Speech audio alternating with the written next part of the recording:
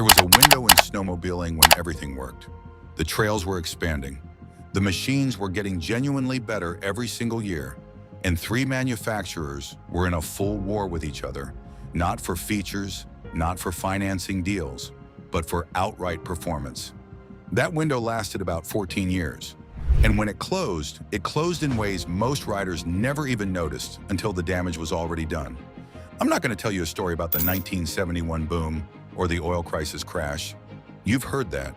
This is about what came after, the years that actually earned the name best years, when Polaris, Arctic Cat, and Ski-Doo were all trying to beat each other on the same trails you were riding and spending their own race budgets to prove it. That competition built the machines, and it built the culture, and then quietly it ended. By the end of this video, you'll know why the specific year the factory race programs died matters, and what was lost with them that no ECU has ever replaced. You'll hear about the liability insurance crisis that no manufacturer will ever put in a press release, and you'll get the honest short list of machines from the best years that are still available right now at prices that actually make sense. Stay with me. Let's start with the platform that made the best years possible. 1983. Polaris introduces the Indy 600 with liquid cooling. Liquid cooling on a production trail sled existed in limited form before this. Arctic Cat had done early runs, but Polaris put it in a chassis designed around a specific reality, that the guy buying this machine was going to service it himself in a garage in northern Michigan or the UP with a socket set and a factory manual. The Indy platform was engineered around interchangeability. Polaris could drop a 340, 440, 500, or 600 into essentially the same chassis. A small-town dealer could stock one set of suspension components and work through most of the lineup without specialized equipment. That's engineering discipline built around the reality of rural service, and it mattered. But what made the Indy exceptional over the following decade wasn't just the chassis, it was what Polaris committed to building on top of it. A direct factory race program that fed performance data back into the production trail machines. Every lesson learned in competition, clutch mapping, suspension geometry, carburetor needle profiling, filtered into the consumer sleds within 2 model years. When you bought a 1989 Polaris Indy 600, you were riding something tested in actual competition. And then Arctic Cat decided they'd had enough of watching Polaris own this conversation. What they did next is the reason the best years got even better. Arctic Cat spent most of the mid-1980s watching Polaris dominate the trail performance segment. Their answer came in stages. By the early 1990s, they had the ZR chassis, a platform built low and stiff around the AWS-4 suspension. In 1993, the ZIR 580 arrived in full form. Suzuki 581 cubic centimeters liquid-cooled twin. Around 91 to 96 horsepower at the crank. Per period dyno data from Snowgoer Canada. On a chassis that was legitimate competition for anything Polaris had on the trail. But Arctic Cat's strategic move was their commitment to the Iron Dog, the world's longest snowmobile race, running from Big Lake near Wasilla, Alaska to Nome, then on to Fairbanks, roughly 1,000 miles in the early 1990s, then extended to over 2,000 miles by 1994. Real terrain, real cold. Temperatures where fuel gels, where rubber stops flexing, where components fail in ways no controlled test ever reveals. Arctic Cat's factory team ran ZR-based platforms and came back with hard mechanical data on what broke, what wore, and what held together when nothing else could. That went directly into the production machines. The result of this competitive pressure was something the industry has never replicated since. By the mid-1990s, all three manufacturers had converged on roughly the same performance target. Machines making 90-plus horsepower, fully carbureted, fully serviceable, built around the needs of an aggressive trail rider who expected to tune his own sled. The 1993 Polaris Indy XLT, 579 cubic centimeters Fuji Triple, approximately 90 horsepower, 471 pounds. Snowgoer named it Snowmobile of the Year. Then they did it again with the 1995 XLT Special after Polaris upgraded the engine to 597 cubic centimeters and added genuine long travel suspension. The 1993 to 1994, Arctic Cat ZR 580, Suzuki 581 cubic centimeters twin, approximately 91 to 96 horsepower. A machine that handled better than most of this audience will admit. The 1995 to 1996 Ski-Doo MXZ 583, Rotax 581 cubic centimeters twin with rave exhaust valves and the new S chassis. It won Snowmobile of the Year from both Snow West and Snowgoer simultaneously. Chad Ramesh took a stock example to the Eagle River World Championship and won in stock B class. All these machines were fully carbureted, all repairable in your garage, all available under $8,000 new. That doesn't happen in a market without fierce competition. And that competition was paid for by factory race programs that were already living on borrowed time. Here's where it gets uncomfortable, because the trails those machines were built for didn't survive intact either. And here's who actually broke them. The trail system that made the best years was built almost entirely by volunteers. Trail clubs, local guys taking October Saturdays to mark corridors, negotiate with landowners, and sign maintenance agreements that took years to earn. Volunteer grooming crews out at 4 in the morning, so the trail was perfect when you arrived at 8. By the late 1980s, Michigan's Upper Peninsula had over 4,000 miles of maintained groomed trail. Minnesota had reached 22,000 miles of marked and maintained routes. Wisconsin was at 25,000. That infrastructure is why the best years were what they were. You had somewhere to go, beautiful, groomed corridors through country you couldn't reach any other way, maintained by people who rode the same trails you did. Then, in 1993, something started happening to that system that almost no one connected at the time. They just noticed the trails getting shorter. In 1993, a series of serious accidents on club-groomed trails, several of them fatal, triggered significant liability lawsuits against trail club organizations across the Midwest. The suits didn't bankrupt the clubs directly, but they forced insurance carriers to reassess liability exposure across the entire club network. The result was a premium increase that hit volunteer organizations like a wall. Between the early 1990s and early 2000s, liability insurance premiums for snowmobile trail clubs in several states more than doubled, and in some cases tripled. For a club running on membership fees and fundraiser nights, that's not an expense. That's a shutdown notice. Hundreds of small clubs folded across the upper Midwest and Northeast. When a club folds, the trails it maintained go dark, the grooming stops, and the landowner agreements that took years to build, they expire. You know what's permanent about that? Once a private landowner closes trail access, the odds of reopening it are basically zero. They've seen what happened. The incidents, the garbage, the fence damage. One phone call ends something that took 20 years to build.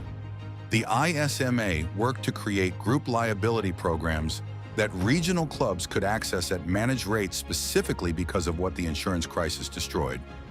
Those programs exist today. Most riders don't know why they were built. Quick pause. If you've noticed the trail map in your area looks different than it did 20 years ago, now you know at least part of why. Hit the like button right now. Small channel. It genuinely helps. Keep watching, because what the manufacturers did next is the piece they will never discuss publicly. Around 2000, Polaris made an internal decision to step back from direct factory race program investment. Not a restructuring, not a rebranding.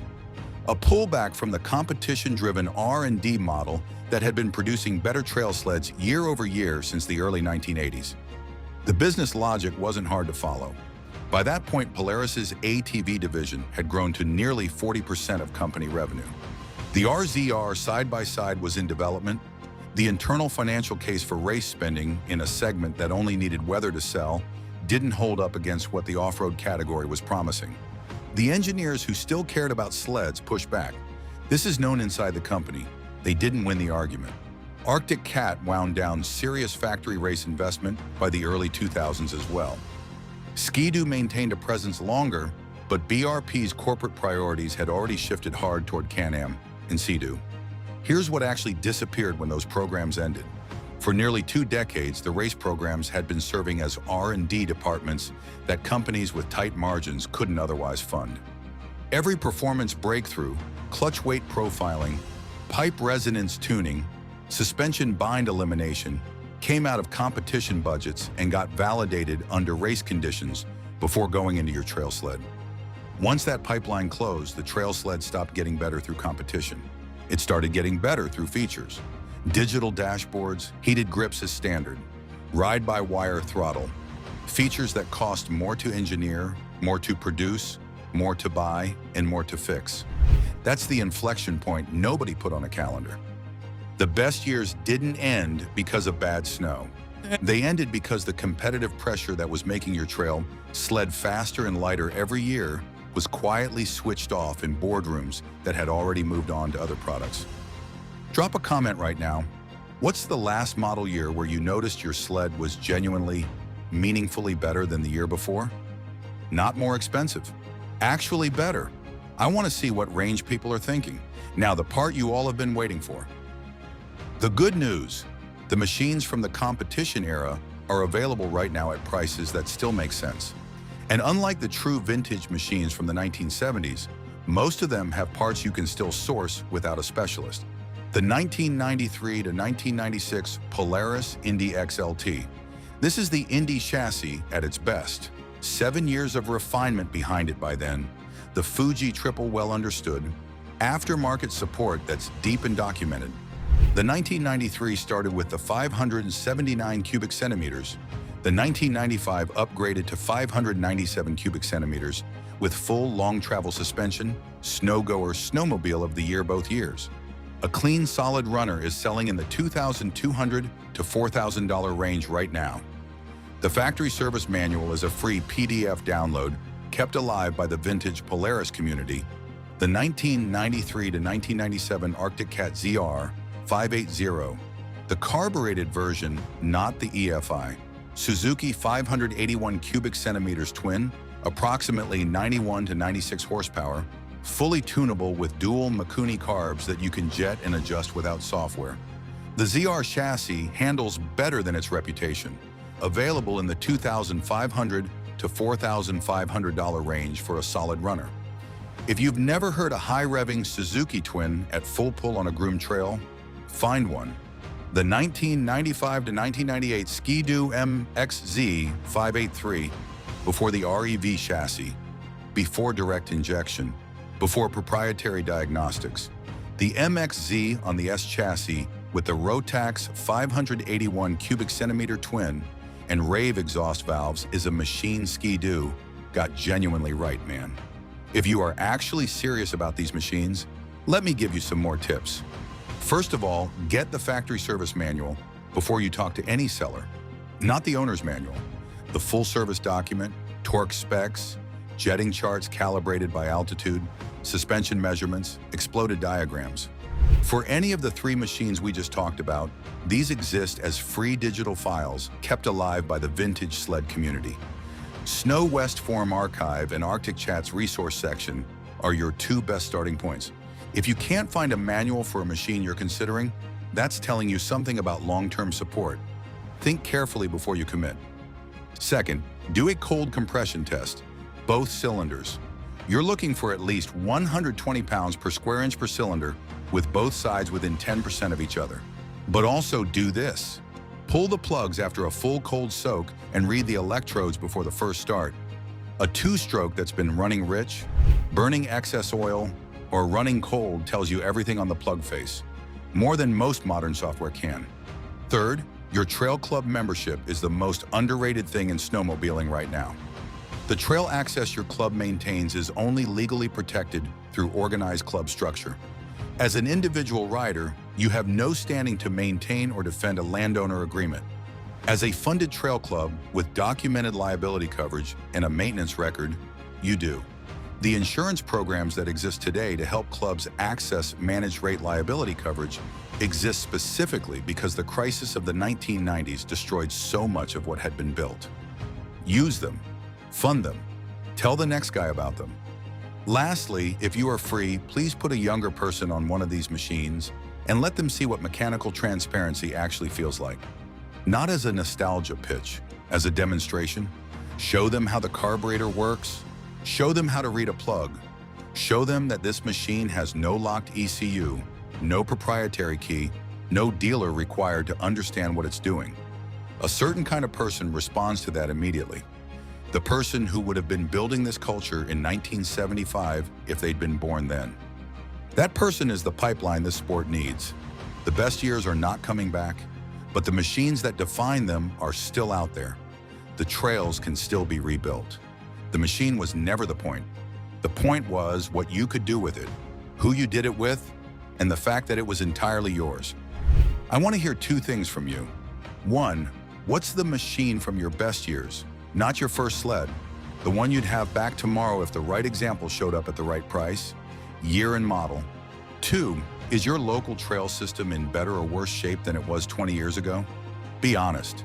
That answer tells you more about where snowmobiling is actually headed than any manufacturer earnings call. Drop both in the comments, hit subscribe if you want more honest content about where this sport has been and where it's genuinely heading. Check out the next video right here.